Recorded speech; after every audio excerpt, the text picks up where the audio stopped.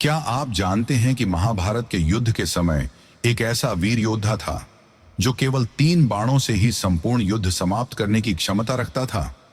वह महान योद्धा न तो अर्जुन था, न पितामह भीष्म और न ही अंगराज कर्ण।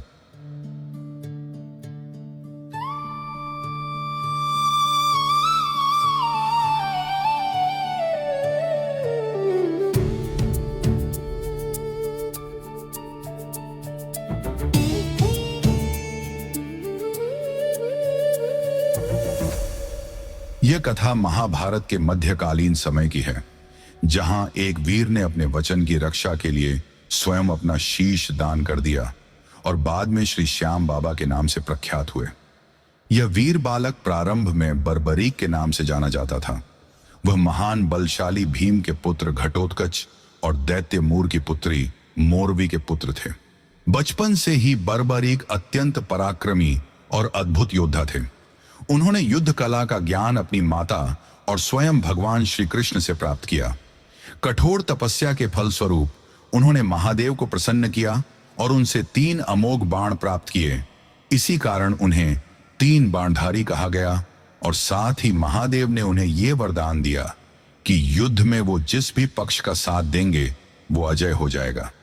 इसके अलावा अग्निदेव ने प्रसन्न होकर उन्हें ऐसा धनुष प्रदान किया जो उन्हें तीनों लोकों में विजयी बनाने की क्षमता रखता था। जब बर्बरीक को ज्ञात हुआ कि पांडवों और कौरवों के बीच महाभारत का युद्ध अनिवार्य है, तो उनके भीतर भी युद्ध में सम्मिलित होने की तीव्र इच्छा जागृत हुई। विदा लेते समय उन्होंने अपनी माता से एक वचन दिया कि मैं सदैव युद्ध में पराजित पक्ष का साथ दूंगा। इस वचन को निभाने के लिए बर्बरीक अपने घोड़े पर सवार होकर 3 बाण और धनुष के साथ कुरुक्षेत्र की ओर प्रस्थान कर गए। मार्ग में सर्वज्ञ श्री कृष्ण ने ब्राह्मण का वेश धारण कर उन्हें रोक लिया और उनकी शक्ति के बारे में जानना चाहा। जब श्री कृष्ण ने सुना कि बर्बरीक केवल 3 बाणों के सहारे युद्ध करना चाहते हैं, तो उन्होंने हंसते हुए उनकी क्षमता पर प्रश्न उठाया। इस पर बर्बरीक ने शांत भाव से उत्तर दिया, युद्ध समाप्त करने के लिए 1 बाण ही पर्याप्त है। 3 बाणों का प्रयोग हो गया तो समस्त ब्रह्मांड का संहार हो जाएगा। कृष्ण ने उनकी शक्ति की परीक्षा लेने हेतु उन्हें पास के पीपल वृक्ष के सभी पत्तों को भेदने की चुनौती दी। बर्बरीक ने तूनीर से 1 बाण निकालकर भगवान का स्मरण किया और छोड़ दिया। देखते ही देखते वह बाण वृक्ष के सभी पत्तों को भेद चुका था। तभी वह बाण ब्राह्मण रूपी कृष्ण के चरणों के चारों ओर घूमने लगा, क्योंकि उन्होंने 1 पत्ता अपने पैर के नीचे छिपा रखा था।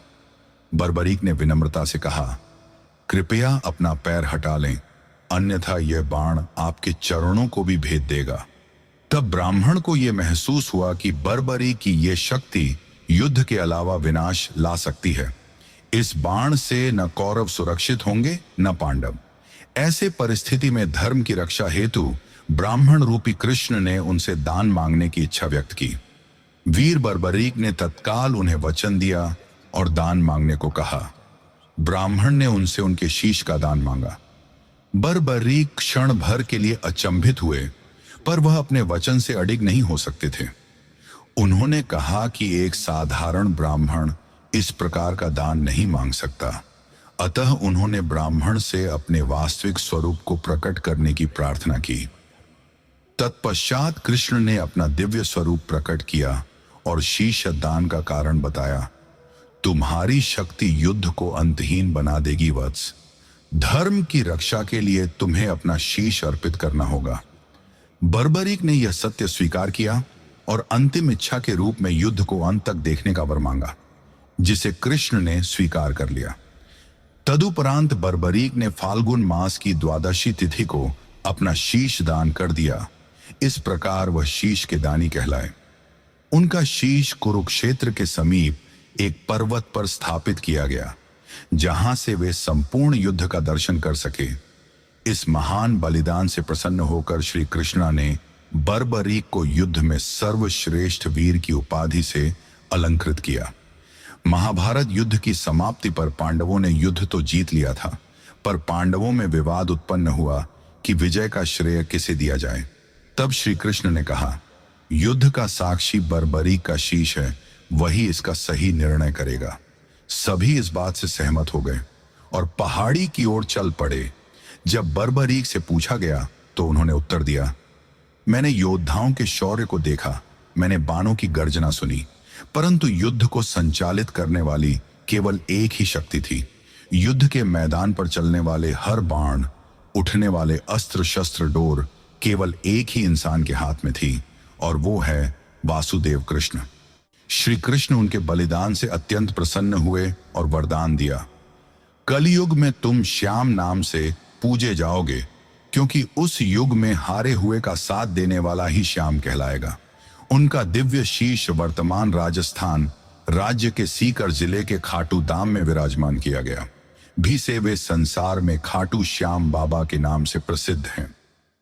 ये थी एक अद्भुत कथा, और ऐसी ही और कथाएं देखने के लिए हमारी अन्य वीडियो अवश्य देखें। इस वीडियो में हमने आपको बताया कि क्यों हनुमान और यमराज के बीच में हुआ घमासान युद्ध, कैसे भगवान विष्णु ने हनुमान जी के हाथों सृष्टि खत्म होने से बचाई। वीडियो अंत तक देखने के लिए धन्यवाद।